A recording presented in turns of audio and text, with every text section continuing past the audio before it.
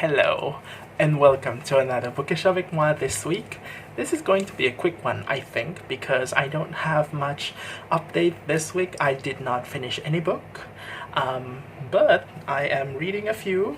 I'm juggling a few books right now, but before that, let me just say, today I got a book mail.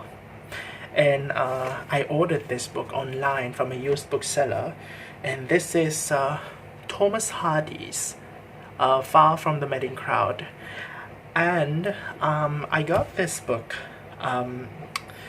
It was really interesting because I got this book, and along with it came a free gift, a free book, which I didn't order. While I was kind of touching the parcel, I was kind of feeling the parcel, I thought it was strange because it seemed like there were two things inside there. And yeah, there was indeed a book, and that book is not something that I would usually order. Let me find where that book is right now. For some reason that book is oh no, where it's in front of me. This book came as a free gift. So this one is a middle grade.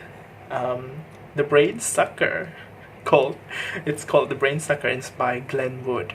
I don't know, it's kind of interesting. So this book is kind of like about this bad guy who sucks out the people's brain, and with it human kindness, and we have this children protagonist who sets out to fight this bad guy so that he does not suck any more brains, and human kindness with it. Yeah, interesting stuff that came to me today. So as for the things that I'm currently reading right now, I am still reading some of the buddy reads and group reads that I have.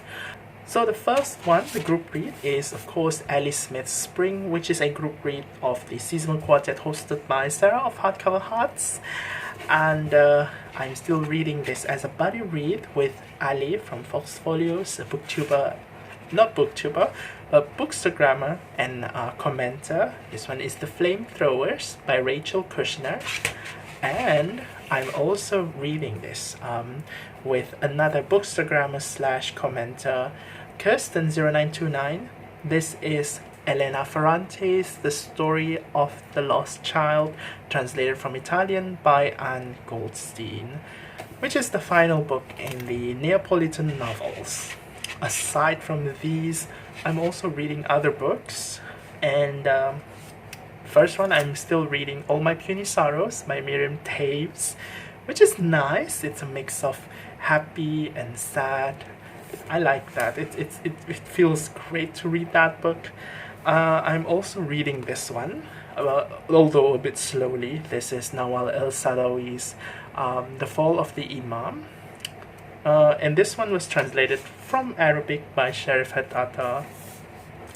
I'm also reading this one, which was a book that Sean from Sean the Book Maniac gave to me last year. And this is interesting. This is The Mountains Sing by Nguyễn Phan. This is, I have something to say about this writing. This book is kind of, it's supposed to be epic. It's about this family during the time of war in Vietnam's history in the 20th century. But there's something kind of interesting about the writing, which I find it's a little bit off. But yeah, maybe I'm not gonna talk about that for now because I've only read like a few chapters in here. Somehow I feel like I want to read more into this. Sometimes I feel like wanting to DNF this one, but I think I'm gonna continue and see how it goes. And last but not least, I'm reading this one by Aimee Bender, An Invisible Sign of My Own, which is about this protagonist named Mona Gray, and I think she's kind of mathematically minded, and she becomes a teacher, and one day she meets with a pupil who somehow has issues in in the life, and I guess it's kind of about how this protagonist, this teacher protagonist, deals with that, and how to help with that, given that she also has her own personal issues. So those are the books that I am currently reading, and yeah, what else? This week I have received some new books, book mail before that. So I just kind of want to show you guys these new books that I just got. I got a few right here. I don't think I have them all. The first one that I have is this one, which is a naked hardcover. I'm not a big fan of naked hardcover, but I think they look cool. This is Joanna Kavenna. This is a field guide to reality. And I find that this cover, it's so abstract, and I just really love it so much. It's really beautiful, I think. And as for what this book is about, honestly, when I was browsing the catalog and then I saw this book, I don't have any idea what this book is going to be about. It has this kind of title that I really love. It has this kind of cover that I really love. So many things, superficial things about this book that kind of stood out to me, which kind of aroused me to press add to cart. But yeah, even reading the blurb, I don't really know. I can't really say what this book is about. In this darkly ironic novel, A Quest for Truth, a Satire, and Elegy, Joanna Kavenna displays fearless originality and wit in confronting the strangeness and reality of how we contend with the disappearance of those we love.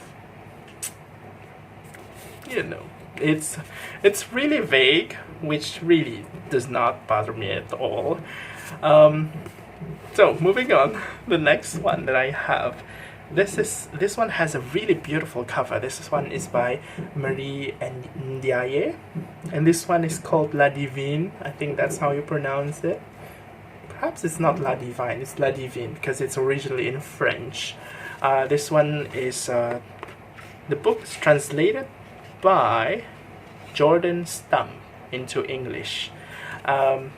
So this one is a family fiction.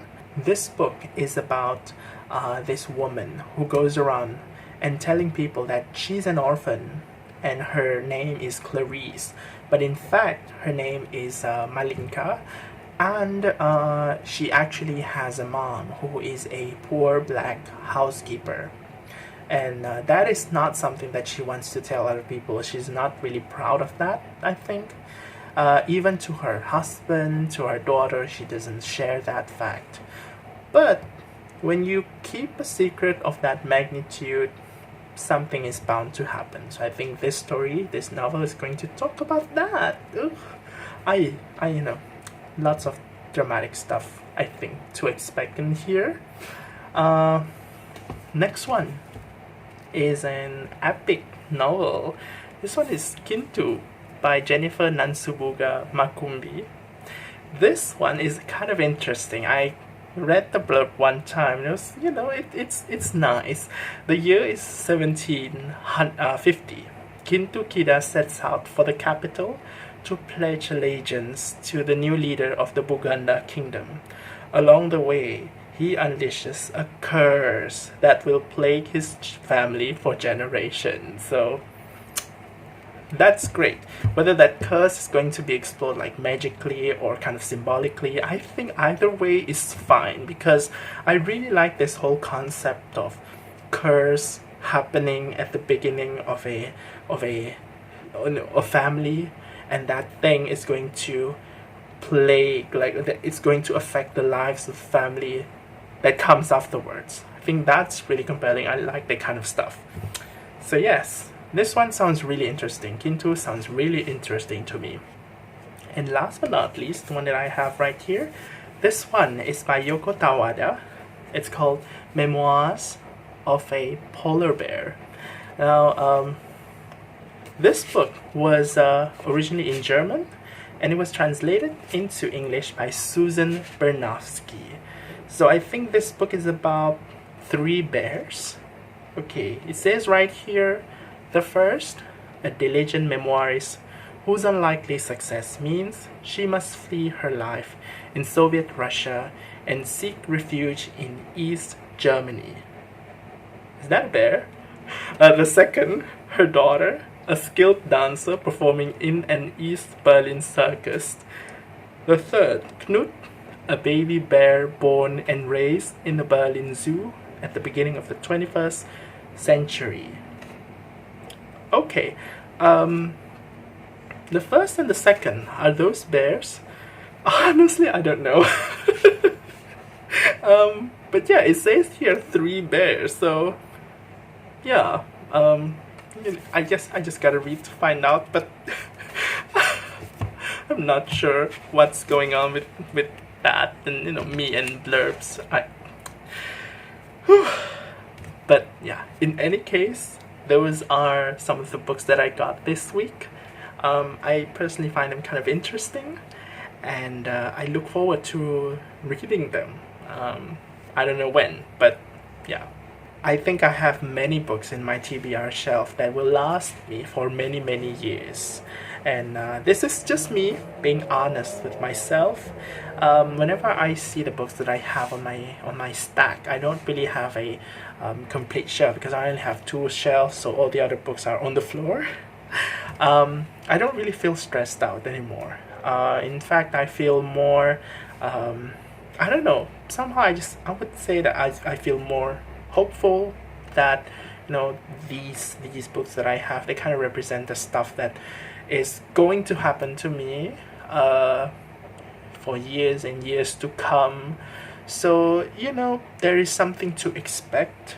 I can safely say that 2 years from now, some of these books will be something that I use to occupy my time, and some of them will eventually I don't know, hopefully cause some change in me and make me think differently, or make me feel things differently, enrich my experience and all that. So yeah, those are kind of like what I think about my TBR right now. Yeah, so those are the things that are going on this week, and I'll see you again in a different video. So until then, take care, thanks for watching, and bye bye.